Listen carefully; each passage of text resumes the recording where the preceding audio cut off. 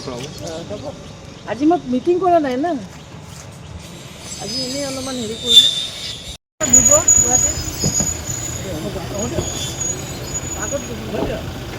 ভালে লাগিছে, ধৰি লওক অসমত এটা পৰিৱৰ্তনৰ পৰিৱেশ আহিছে আৰু আমাৰ সভাপতি গৌৰৱ গগৈ ডাঙৰীয়াৰ নেতৃত্বত দলটো যথেষ্ট শক্তিশালী হৈছে আৰু বহুত কেণ্ডিডেট ইতিমধ্যে নিৰ্বাচন খেলিম বুলি মন থিৰাং কৰিছে।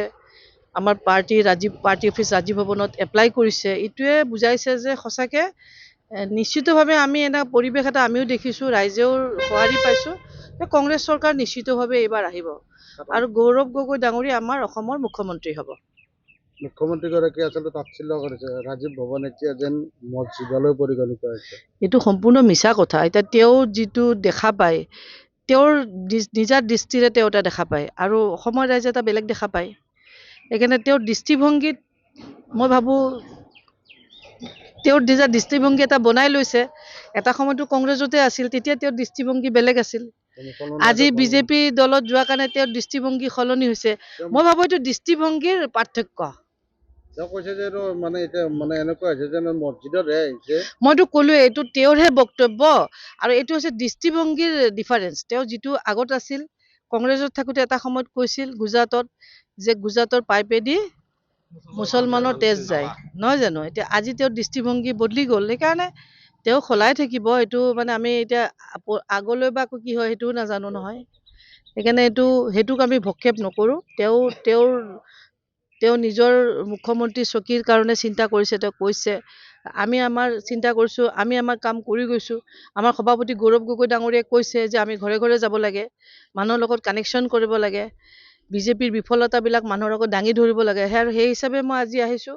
আজি আমাৰ হাজো শুৱালকুছি সমষ্টিৰ কেইবাখনো গাঁৱত গ'লোঁ, গৈ মানুহৰ লগত ইণ্টাৰেকশ্যন কৰিছোঁ, কথা পাতিছোঁ। মানুহৰ পৰা আমি তেওঁলোকৰ মতামতটো লৈছোঁ যে কেনেধৰণৰ তেওঁলোকৰ চিন্তাধাৰাবিলাক। যিটো দেখিছোঁ মানুহে মনে মনে আছে, হয়তো অলপ ভয়ো খাই আছে। সময়ত সেইটো ভোটত কিন্তু আমাৰ পক্ষত যে ভোটটো আহিব এইটো নিশ্চিত। দক্ষিণ কামৰূপত এটা জঘন্য ঘটনা ঘটিছে, বিজেপি নেতাই এছাৰত নাম সোমোৱাৰ কাৰণে সেইটো অতিকে ঘৃণনীয় আৰু অতিকে নিন্দনীয় কাৰ্য হৈছে। কাৰণ এখন চৰকাৰ চলি থকা সময়ত কেনেকৈ এটা ৰাজনৈতিক দলৰ কৰ্মকৰ্তাসকলে এটা চৰকাৰী অফিচত গৈ বিজেপিৰ পক্ষত তেওঁলোকে কম্পিউটাৰ ব্যৱহাৰ কৰি, চৰকাৰী সৰঞ্জাম ব্যৱহাৰ কৰি তেওঁলোকে বিজেপি সমৰ্থকৰ ভোট ৰাখিব আৰু কংগ্ৰেছী সমৰ্থকৰ ভোট কাটিব, এনেকৈ কৰিবলৈ এই সাহসটো ক'ত পালে? নিশ্চিতভাৱে এনেকুৱা এটা পৰ্যায়ত গৈছে যে গণতন্ত্ৰৰ যেন একো এটা মূল্যই নাই, যেন বিজেপি দলৰ গণতন্ত্ৰৰ প্ৰতি কোনো বিশ্বাসেই নাই। আৰু এইটোও ঠিক যে তেওঁলোকে যিখিনি ঢোকঢাল বজাই আছে যে তেওঁলোকে বহুত কাম কৰিছে, উন্নয়ন কৰিছে, ৰাস্তা বনাইছে, দলতে সেই কামবোৰৰ ওপৰতো তেওঁলোকৰ বিশ্বাস নাই। সেইকাৰণে তেওঁলোকে এনেকুৱা এটা পন্থা লৈছে যিটো পন্থা আচলতে ঘৃণনীয়। মই ভাবোঁ যে এনেকুৱা হোৱা উচিত নহয়। তেওঁলোকে ৰাইজৰ ওপৰত বিশ্বাস ৰাখোঁ, যদি কাম কৰিছে ভোট পাব। তাৰমানে তেওঁলোকৰ কামৰ প্ৰতি বিশ্বাস নাই, অসমৰ মানুহৰ প্ৰতি বিশ্বাস নাই নেকি? তেওঁলোকে বিশ্বাসযোগ্যতা হেৰাই পেলাইছে নেকি? বাইদেউ, আপুনি জ্যেষ্ঠ বিধায়িকা এগৰাকী, মিত্ৰতাটো আচলতে লাগে নে নালাগে আপোনাৰ দৃষ্টিত? মিত্ৰতা হ'ব, মিত্ৰতা নিশ্চিতভাৱে হ'ব। আৰু গৌৰৱ গগৈ ডাঙৰীয়া ইতিমধ্যে এইবোৰ কাম কৰি আছে। আৰু আপোনালোকে জানে, সংবাদ মাধ্যমক আপোনালোকে জানে যে সকলো কথা সংবাদ মাধ্যমৰ আগত ক'বও নোৱাৰে, কিন্তু এইখিনি কাম আমাৰ দ্ৰুত গতিত চলি আছে। মিত্ৰতা হ'ব, নিশ্চিতভাৱে হ'ব।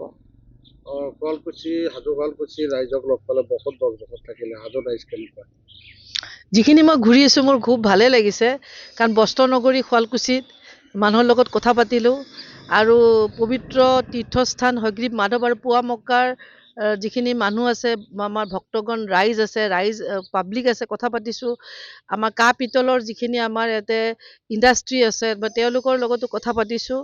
মই দেখিছোঁ যে ইয়াত যথেষ্টখিনি উন্নয়ন কৰিব পৰা থল আছে, ৰাস্তা আছে, বহুত কাম আছে ইয়াতে কৰিব পৰা যায়। নিশ্চিতভাৱে মনত আশা পুহিছোঁ যে মই যদি এই সমষ্টিত টিকেট পাই জিকিব পাৰোঁ, নিশ্চিতভাৱে এই স্থানীয় শিল্পৰ ওপৰত, থলুৱা শিল্পৰ ওপৰত, থলুৱা শিল্পীৰ ওপৰত, বোৱনীসকলৰ ওপৰত নিশ্চয় বহুত ধৰণৰ আঁচনি লৈ এই সমষ্টিটো আগবঢ়াই নিব পাৰিম।